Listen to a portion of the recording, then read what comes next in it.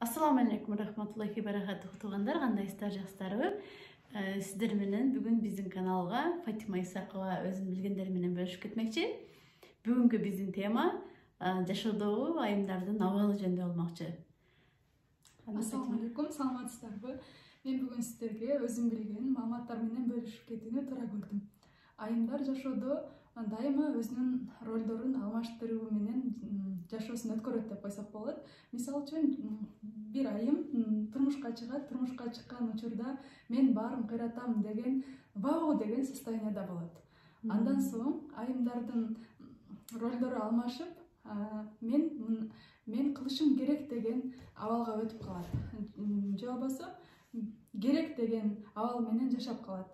Бул учурда тактап айтканда айымдар мен күйөөмө татыктуу жубай болушум керек, мен балама татыктуу эне болушум керек, мен тамакты жакшы жасашым керек, мен жакшы келин болушум керек, мен эрте турушум керек деген жалаң гана керек деген нерселер менен жашап калат. Башкача айтканда айымдардын турмушка чыкканга чейин вау деген состояние менен өзүнүн каалоолору, өзүнүн ой максаттары, жашоого болгон көз карашы болот. Андан соң турмушка чыккандан кийин 1-2 жылдан соң ал айым керек деген нерсе менен жашап өзүн унутуп калат. Биринчи турмушка чыгайын деп атканда вау да баарын кыйратам деген абалда болот экен да. Ал турмушка чыккандан 2 жылдан кийин мага керек деп айта башташат. Айымдар мен каалайм деп жашаганы бул эң туура болуп эсептелет. Мен каалайм деп бир жумушту жасаса, мен тамак жасаганды каалайм, мен идиш жууганды каалайм деп эч бир айтпаса керек, бирок мен башкаларга камкордук мен башкаларга камкордук кылган мага жагат деген сөздөргө өзүнүн сөздөрүн туура колдонгонду айымдар үйрөнүшү керек. Ошондо биздин мээбизге дагы туура сигналдар кетет. Бир жумушту керек деп жасаган нерсебиз дагы бизге оңоюраак болуп келип баштайт. Андан сырткары аялдар 3-чү абалга өтүп баштаганда айымдар бардык нерсени керек деп жасап жүрө бергендиктен айымдар да чарчашат. Байлар да ыйлашат дегенде айымдар да чарчашат. Айымдарды албетте робот катары кабыл албашыбыз керек. Айымдар өзүнүн каалоолорун унутуп, башка бирөөлөрдүн каалоолору менен жашап калган учурда айымдар мени атып эле салгылачы деген абалга келип калат. Керек деп жүрө кыйналып калышат да. Ооба. Мен атып эле салгылачы, мен дагы өзүмө көңүл бурушум керек турбайбы, менин деле өзүмдүн каалоолорум бар турбайбы деп ошол нерселердин үстүндө ойлонуп баштайт да. 3-чү абалга келгенде айымдар өзү жөнүндө да ойлонушу керек экенин. Мен да эме деп калат го. Мени жеп эле алгачы, тутуп жеп алыңарбы ошол деп калат да. Балдар чоңоюп баштаганда. Ошондой абалга кептелип калат айымдар. Андан соң ал айым башкалардын энергиясын соруучу вампирге айланып калат. Бул вампирге айланып калган учуру кандай болот? Башка адамдарга өзүнүн агрессиясын чыгаруу менен ошол нерседен энергия алып, ошол нерседен азыктанып жашап калат. Андан соң бул нерсе токтоп калбай, бул айым ажыдарга айланат. Кадимкидей ажыдар сыяктуу, ажыдардан баарыбыз коркобуз, 6 баштуу ажыдарга айланат да, мындай айтканда. 6 баштуу ажыдар болгондо баардыгын жеп жутам деп, баардык адамдардын каалоолору менен, ойлору менен таптакыр эсептешпей, чектен ашкан деңгээлде өзүн сүйүп баштайт да. Эгерде айымдар өзү ортолукту карманып, алуу берүү деген нерселерди билбей турган болсо, ал айым акыр аягында бардыгына кайдыгер болгон айымга айланат. Мисалы үчүн баласы жыгылып же ооруп калса дагы булар эртең эле турмушка чыгып баласына айтат да, сен эртең эле үйлөнүп бир аялдын артынан кетесиң да деген кайдыгерлик ичиндеги сезим болот дагы, баласына да кош көңүл мамиле кылып калат. Кызына дагы эртең сен турмушка чыгып өзүң менен өзүң болуп кетет экенсиң да деген сыяктуу мамиледе болуп калат. Же болбосо дагы бир мисалды айтып кете турган болсок, ал айымдын баласы чоң, үйлөнгөн, турмуш курган, Анан ал баласынан көп нерсени талап кылат. Баласы кыла албаган нерселерди талап кылып баштайт да. Ал айым анткени мен сен үчүн, мен сени кыйналып төргөм, мен сендеп жашагам, мен өзүм ичпей жебей, өзүм кийинбей ичинбей, мен бүт өмүрүмдү сага арнагам деп баласына дагы мындай кулак мээсин жеп жашоосуна тынчтык бербей баштайт. Күйөөсүнө да тынчтык бербейт. Эми ушул абалдан кантип чыксак болот?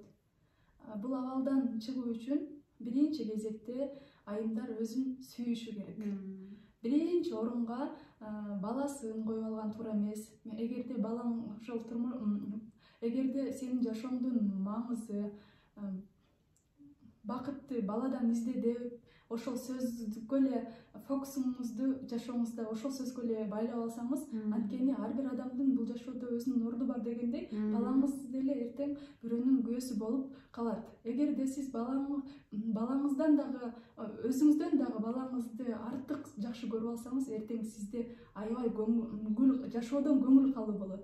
Анткени сиз балаңызды сүйүп жашооңузга ошону эң биринчи орундагы адам катары киргизип салган себептен кийин ал балаңыз үйлөнүп кеткенде, үйгө келин алып келгенде эң биринчи душманыңыз бул келиниңиз болуп чыгат. Анткени мен эң жакшы көргөн, менин жашоомдогу эң эски инсан башка адамга үйлөнүп кетти деген ичиңизде бир кандайдыр сыртыңыздан айта албасаңыз дагы ичиңизде ошондой негативдүү сезимдер пайда болот. Ушул нерселер кайталанбоосу үчүн балаңызга эле көңүл буруп же күйөөңүздү эле биринчи орунга коюп албастан, биринчи кезекте айымдар өзүнө көңүл бурусу керек. Айымдар өзүн кантип сүйүшү керек дегенге жакшылап түшүнүп алуу үчүн бир мисал келтирип кетсем, бир айым болот. Ал айым өзүн сүйбөйт. Ушул абалдардын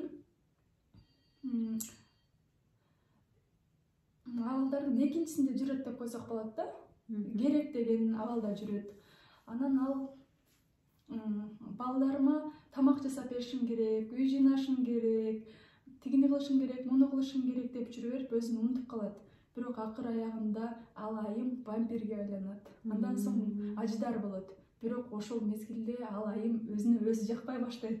Анткени алты башта ажыдар болсоң деле өзүң жакпай калат экенсиң. Анан ошондо ал айым акылманга барат. Ал акылманга барып кеңеш сурайт. Мен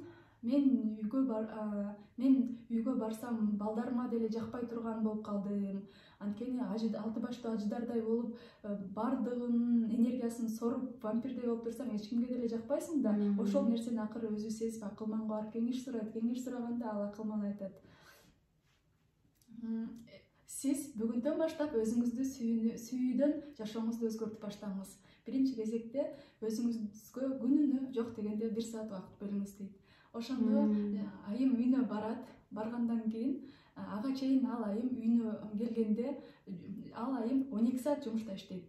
Анан үйүнө келгенде үйлөрү чачык, тамак жасалбаган болгонун көргөн ал айым ан сайын жини келип, карынын бардыгын балдарынан чыгарып алган да, ага чейинчи. Балдары дагы апам урушпасын, бизди тилдеп койбосун деген сезим менен үйдү жыйнап, өз ордунда кылып койгон. Бирок ага чейин ал өзүнүн балдарынын урушкандыгы үчүн да кийин айым өзүн күнөөлөп жүргөн да. Бул жолу акылмандан кеңеш алып келип алгандан соң ал айым уже башкача жашап баштады. Ал эштен кирип келип: ассаламу алейкум, кандайсыңар, балдарым, жакшы отурасыңарбы? Мен азыр, мага 1 саат убакыт бергиле, мен силерге бактылуу апаны даярдап чыгайын деп комнатасына кирип, ичинен бекитип алат. Бекитип алган соң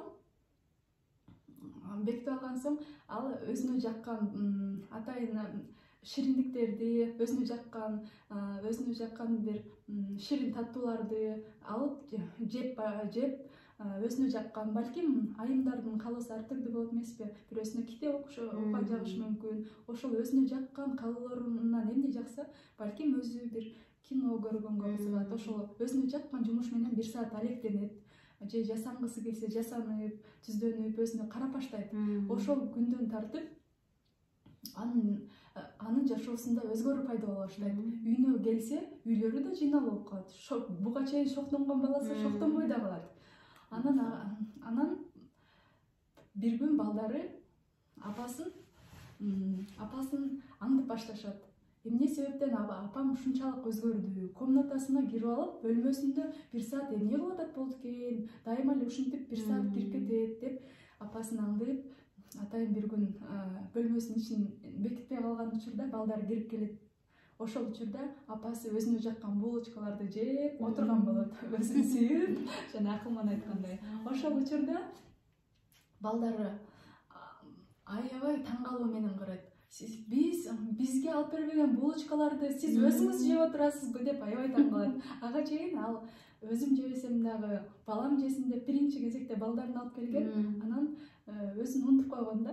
Анан ошол учурда жана апасы ошондо айтат: менин бактылуу апа болуумдун себеби мына менин өзүмдү сүйүп, өзүмө күнүнө жок дегенде бир саат арноодо деп балдарына жооп берет.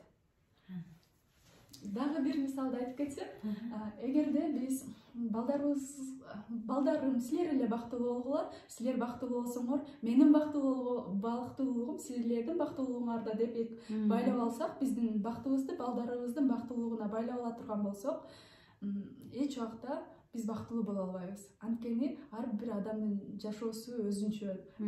Ар бир адамдын өзүнүн апанын ападай, атанын атадай орду бар дегендей эле, бала менен апанын орду да эки башка. Бул жерде айткым келген нерсе мындай да: биз дайыма балабыздын жашоосун өзүбүздүн жашообузга байлап алабыз. Өзүбүздүн жашообузду тактап айтканда унутуп коебуз. Биринчи орунда балама болсун дейбиз. Биринчи өзүбүз ичпей, өзүбүз жебей, өзүбүз кийбей балабызга ошентип алып беребиз дагы. Анан кийин ал балабыз чоңойгон мезгилде дагы ал бала өзүнө гана кам көргөн бала болуп чоңоет. Анткени сизге кам көргөндү сиз ал балаңызга үйрөткөн эмессиз. Кийин ал бой жеткен учурда деле ал сизге кам көрбөйт. Ошол себептен сизге кийин балаңыз туура мамиле кылып, сизди сыйлап, урматтап, сыйыңызды өз ордуна коюусун кааласаңыз, сиз азыртан кызыңызга көйнөк алып берерден алдын биринчи сиз өзүңүзгө жаккан көйнөктү өзүңүзгө биринчи алып кийиңиз. Ошондо мына көрдүңөрбү, кыздарым, балдарым, апаңар кандай гана сонун көйнөк алды. Мына бактылуу апа деген мына ушундай болот деп өзүңүз үлгү болуп көрсөтүшүңүз керек. Ошондо кызыңыз дагы апа болгон сонун турбайбы, айым болуп жаралганыма жакшы эле айым болуп жаралыптырмын деп өзүнө болгон мындай ишеними күчөйт да. Ал эми качан гана биз балдарыбызды биринчи орунга коюп алган учурда төмөнкү окуяга окшош мисал болот. Ал окуя мындай айтып кетсем, ал окуя мындайча: бир айым өзүн сүйбөйт. Анан ал дайыма өзүн акыркы орунга коет. Анан алар дайыма тооктун этин дайыма жешчү экен, балдары тооктун этин жакшы көрүшчү экен.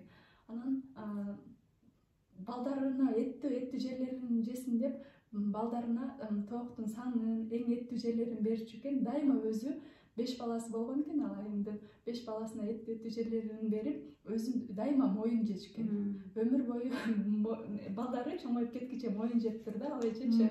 Анан ал айым ооруп калат. Балдары бой жетип эр жеткен болот. Ошол мезгилде ал айым ооруканада жаткан учурда көргөн барат эмеспи, бейтапты көргөн барат. Анан апасына зыярат кылып ооруканага барганда бардык балдары апасына моюн көтөрүп келет. Апам ушул моюнду жакшы көрөт деп ойлошот да балдар. Эч убакта сиздер балам деп тытынып, эң жакшысын ага кийгизип, эң жакшысын ага бергениңиздерди балдар эч убакта билбейт. Алар ойлойт: апама моюн жаккан үчүн ушундай жаккан үчүн ошо моюнду жейт деп ойлошот да аларчы.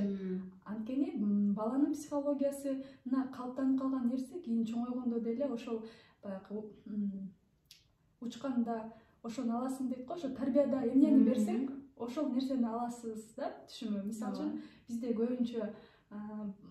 көбүнчө айымдар өзүн сүйбөй, туура эмес балдарын тарбиялап алат. Башкача айтканда, өздөрү дарбыз эгип алып, бананды күтүп жүрө берген сыяктуу нерсени күтө беришет.